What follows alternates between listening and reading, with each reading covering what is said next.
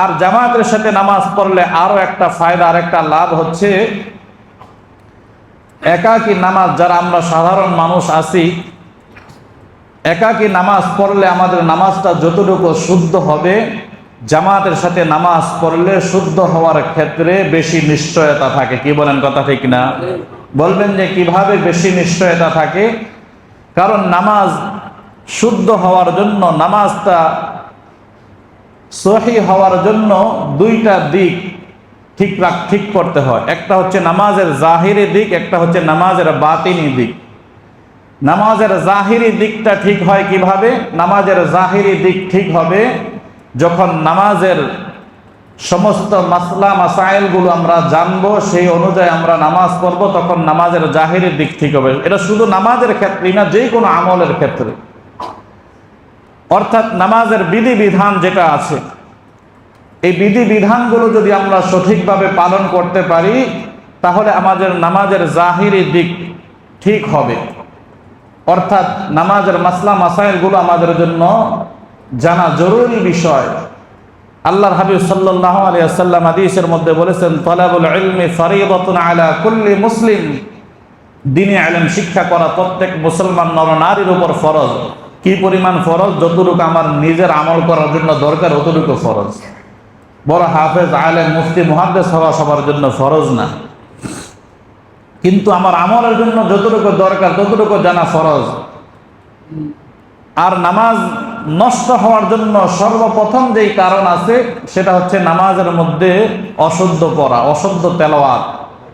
এখন আমরা যদি একটু চিন্তা করে দেখি যে আমরা সাধারণ যারা আছি, আমরা কয়জন কোরআন শুদ্ধ করে পড়তে পারি? অনেকেই শুদ্ধ করে কোরআন পড়তে পারি না। এই জন্য শুদ্ধ করে কোরআন পড়া, এটা অন্ততপক্ষে নামাজের প্রয়োজনীয় সূরা দোয়াগুলো শুদ্ধ করে পড়া, এটা সকলের জন্য ফরজ। আর এটা যেহেতু আমরা সকলেই যারা পারি না, তাদের শিখার জন্য চেষ্টা করতে হবে।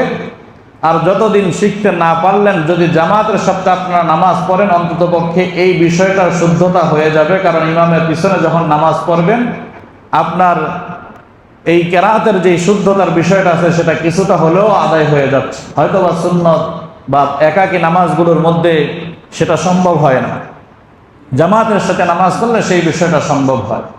আর নামাজ শুদ্ধ হওয়ার আরেকটা দিক হচ্ছে বাতিনি দিক। বাতিনি দিকটা নামাজ শুদ্ধ হয় কিভাবে, ঠিক হয় কিভাবে? নামাজ বলেন আর যে কোনো ইবাদত বলেন, একটা হাদিস আছে, হাদিসে জিবরাইল। এই হাদিসের মধ্যে হযরত জিবরাইল আলাইহিস সালাম আল্লাহর নবীকে প্রশ্ন করেছিলেন, মাল ইহসান ইয়া রাসূলুল্লাহ, নির্ভেজাল খাঁটি ইবাদত, শুদ্ধ ইবাদত কোনটা? তখন আল্লাহর হাবিব সাল্লাল্লাহু আলাইহি ওয়াসাল্লাম বলেছেন, আন তা'বুদাল্লাহা কাআন্নাকা তারাহু ফাইন লাম তাকুন তারাহু ফাইন্নাহু ইয়ারাক। যে নির্ভেজাল খাঁটি ইবাদত তো সেই ইবাদত, যে ইবাদত করার সময় তোমার অন্তর অবস্থা এমন থাকে যে তুমি আল্লাহকে দেখতেছো। যদি এই দুনিয়ার চর্মচক্ষে তোমার আল্লাহকে দেখা সম্ভব নাও হয়, এই ধ্যান করা, এই খেয়াল করা যে আল্লাহ আমাকে দেখতেছেন, আল্লাহর দেখলে, আল্লাহর সামনে থাকলে আমি ইবাদত আমলটা কেমন একাগ্রতার চিত্তে করতাম, সেইভাবে যদি কোনো আমল করি, ইবাদত করি, সেটা হবে নির্ভেজাল খাঁটি ইবাদত, শুদ্ধ ইবাদত। এই জন্য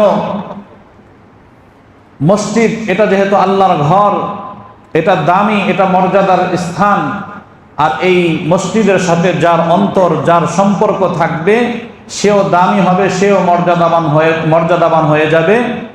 এবং হাসরের ময়দানে যেদিন আল্লাহ তাআলার আরশের ছায়া ব্যতীত কোনো ছায়া থাকবে না, সেই দিন আল্লাহ তাআলা ওই ব্যক্তিকে, যার অন্তর মসজিদের সাথে লাগা থাকবে, তাকে আল্লাহ তাআলার আরশের নিচে স্থান দান করবেন।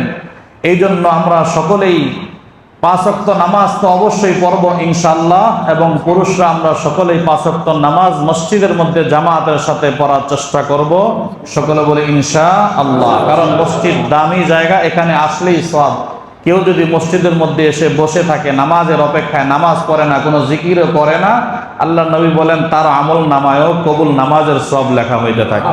তাহলে লস নাই। এই জন্য মসজিদের সাথে আমাদের সম্পর্ক, আমাদের অন্তরের সম্পর্ক করতে হবে।